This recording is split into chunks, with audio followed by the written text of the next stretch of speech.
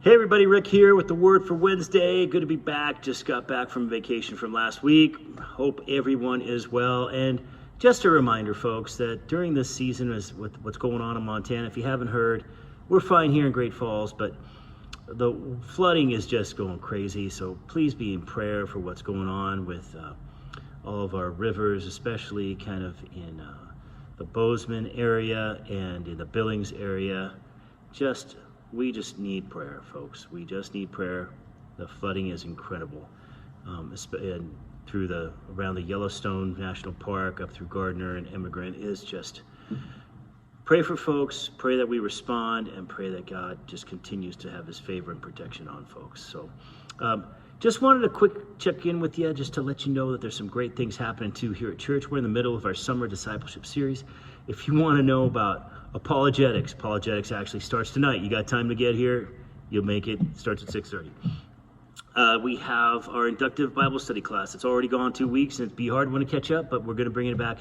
We have our critical theory class, where we teach the basics of critical theory and how they contrast and compare to the gospel. We have the 5-step prayer model. We have the hearing the voice of God. We have soul care and trauma prayer. Look at our website, click down below, and you'll just be able to sign up right then and there. Easy peasy. So I want to talk to you today about something that's really interesting. You know, one of the biggest struggles we have as Christians is understanding the idea of loving our enemies.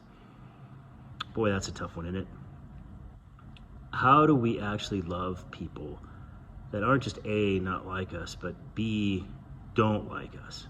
How do we care for folks that are so different and so opposing everything that we are, or have said things to us? And it's an impossible concept to get your mind around. But yet Jesus calls us not just to forgive our enemies, but to love our enemies. And the most interesting passage I want to read for you is found in Romans 5, chapter 5, verse 8. And it says this: "But God demonstrates his own love towards us, in that while we were yet sinners, Christ died for us. Much more than, having been justified by his blood, we shall be saved from the wrath of God through him. That not only did he love us enough while we were his enemies to sacrifice and die for us, but he provided a life for us, an openness, and a prevention of wrath, and a prevention of suffering in the now, a comfort in the moments and the struggles that we go through." See, for me, that to me is the essence of the nature of God through the Gospels. That while I was everything that is against God, and I truly was, I was a great non-Christian. Lived my life in a way. In fact, a couple months before I became saved and had an encounter with Christ, I remember making Christians cry because I teased them.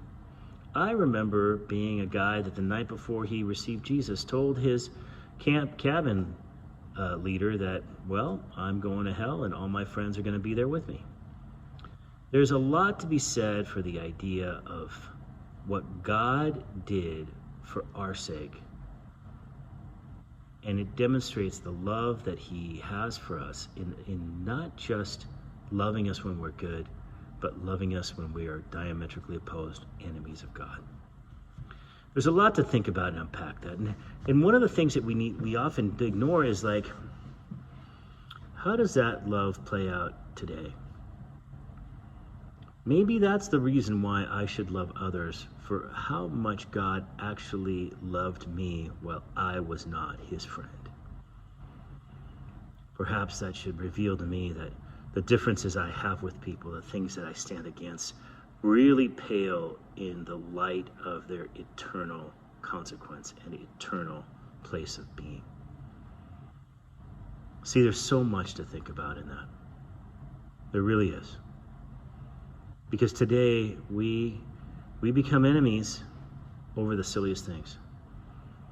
And it's not that we have to agree on all things. Love is not defined by agreement, but love is defined by the willingness to love the person more than the situation we're in. I love them more than the differences. I love them more than what we disagree on. There are certain things that I can't negotiate, but oftentimes our disagreements are not to that level. They're not life or death.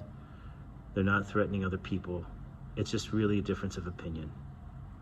So I'd like to challenge you. I'd like to challenge you to think on two levels. One, how much does this love of God really mean to you? And how does it touch you? And second, what does the love of God do in your relationships to others? Are you willing to love others like God loved you? Just food for thought. I hope you have a great day. You guys all take care, be blessed, and I hope to see you on Sunday. 2 services, 9 and 11. Make sure you plan for that. We'd love to have you come. Take care.